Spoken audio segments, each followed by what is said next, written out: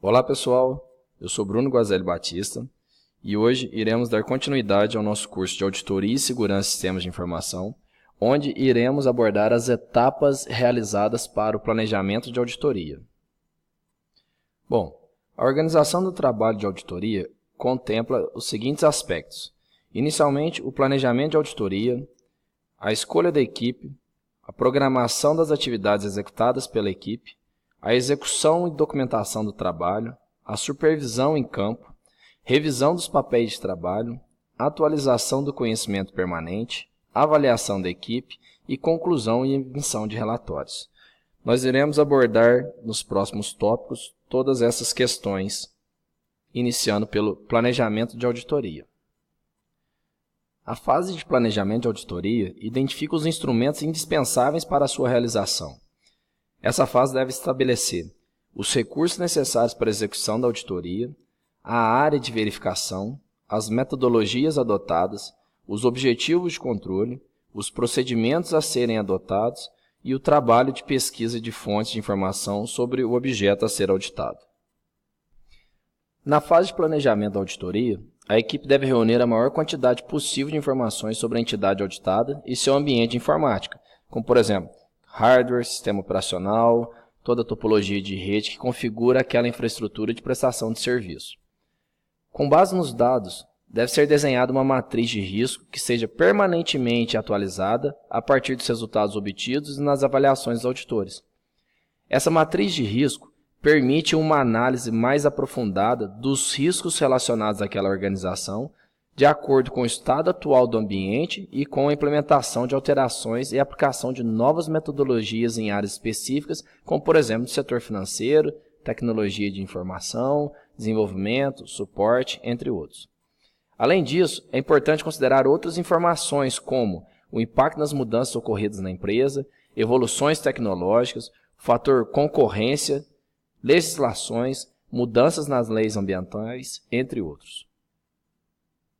Portanto, para um planejamento eficiente, é necessário analisar os seguintes recursos: recursos humanos, recursos econômicos e técnicos.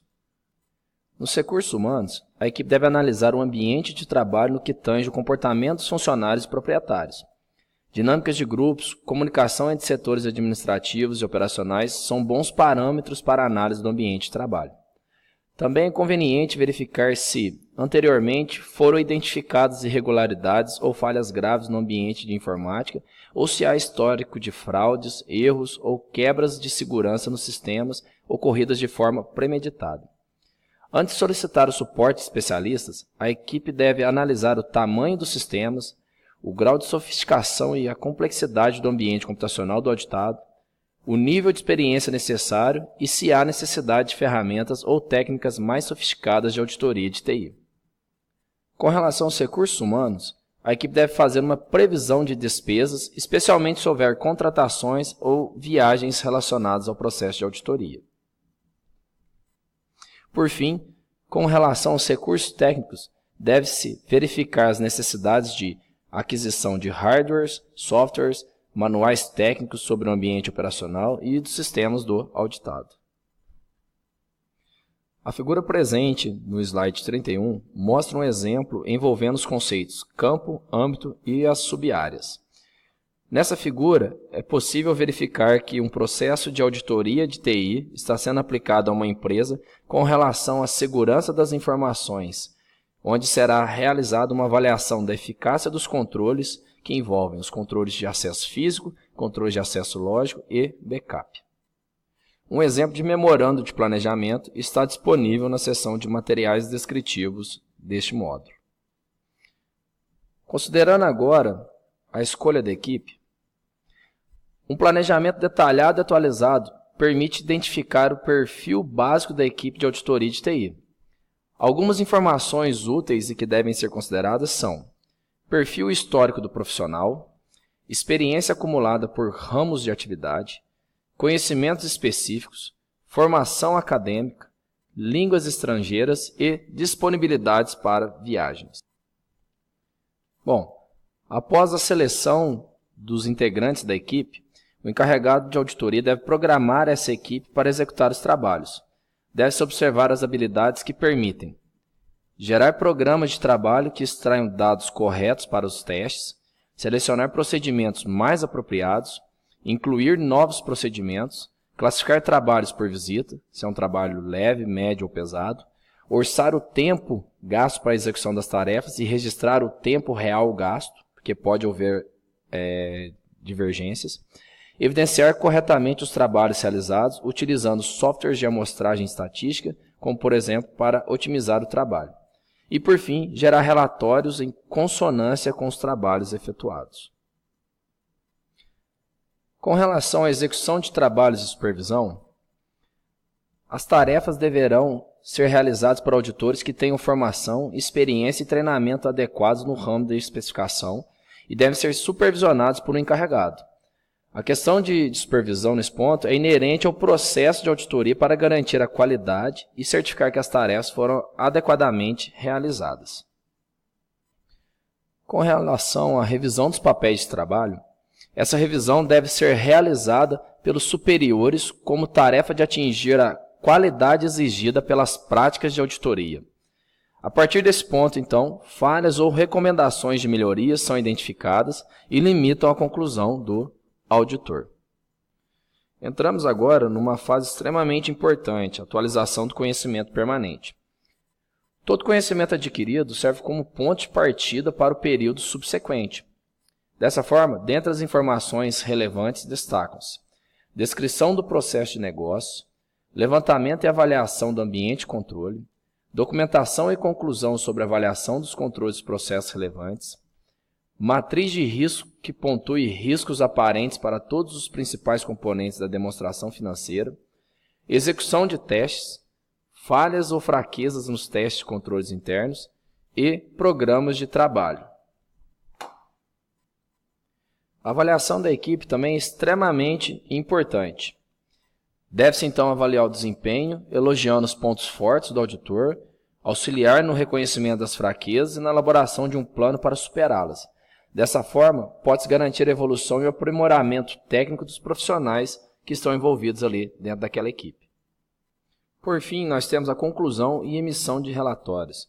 Essa fase é extremamente importante e muitas vezes negligenciada. Nela, o auditor normalmente apresenta seus achados e conclusões na forma de relatório escrito, o qual inclui fatos sobre a entidade auditada, comprovações, conclusões e, eventualmente, recomendações e ou determinações que podem ser acatadas ou não pela organização que está sendo auditada ali. A estrutura desse relatório ela é variável. Então, a equipe deve identificar os pontos mais relevantes e adaptar o relatório de acordo com o seu público-alvo. Entre os tópicos que podem ser destacados, tem-se dados da entidade auditada, um resumo sobre o contexto do trabalho, dados da auditoria, uma introdução, falhas detectadas, conclusão e os pareceres emitidos pela equipe. A seção Dados da entidade auditada tem como objetivo apresentar um breve resumo sobre a empresa, como nome, contato, endereço, CNPJ, entre outras informações. No resumo, deve ser apresentado um breve resumo do conteúdo daquele relatório. Com a leitura do resumo, pode-se ter então uma visão rápida dos principais pontos detalhados no corpo do relatório em questão. Na seção de dados da auditoria, são apresentados os dados sobre a auditoria realizada, tais como o objetivo, período da fiscalização, composição da equipe, metodologia adotada, natureza da auditoria, se é na parte de tecnologia de informação, se é operacional, se é na questão financeira, por exemplo. A introdução pode conter um breve histórico da empresa, conclusões de auditorias anteriores na mesma área, uma descrição da estrutura hierárquica do departamento de informática, por exemplo, uma descrição do ambiente computacional, principais sistemas e projetos relacionados. Na seção de falhas detectadas, a equipe deve apresentar no relatório os detalhes das falhas e irregularidades detectadas. Deve-se então dividir em sub-áreas fiscalizadas. Pode, por exemplo, conter a descrição da falha, a justificativa do auditado, o parecer final da equipe para cada falha e, por fim, as recomendações. Dessa forma, então, essa seção ela é extremamente importante dentro do relatório. Por fim, tem-se a conclusão e os pareceres. A conclusão consiste numa síntese dos pontos principais do relatório e recomendações ou determinações finais da equipe para a correção de falhas ou irregularidades encontradas. Já no parecer, em alguns casos, as gerências superiores podem dar seus pareceres a respeito dos achados e recomendações. Elas podem, então, concordar integralmente, concordar em parte ou discordar inteiramente. Bom, pessoal, chegamos ao fim desse vídeo, o qual abordou as questões relacionadas à organização do trabalho de auditoria. Muito obrigado pela atenção. Vejo vocês no próximo vídeo.